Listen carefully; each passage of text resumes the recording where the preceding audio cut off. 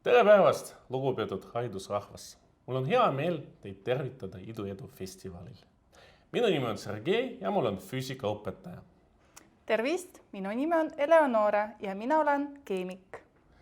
Täna siin me tutvume teile Tallinna Tondiraba huvikooli projekti Tehnolabor.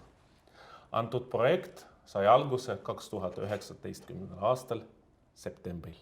Tänaseks päevaks projektiga on liitunud 4 lasteaeda ja 3 Tallinna üldhariduskoole. Projektis osalevad esimese klassi õpilased ja eelkooli lapsed.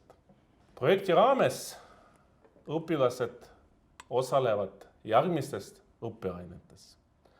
Lego ja robotika, 3D ja 2D modelleerimine, arvutiõpetus ja looduslabor ehk põnevad eksperimendid ja katsed.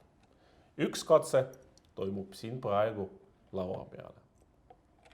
Selle projekti eesmärk on loodusteaduste valdkonna populariseerimine. Ja juba tänaseks me teame ja näeme, et õpilastel on väga suur huvi loodusteaduste vastu.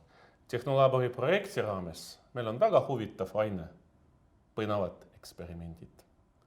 Ja antud katse te saate teha ka kodus, kui läbite meie õppekava.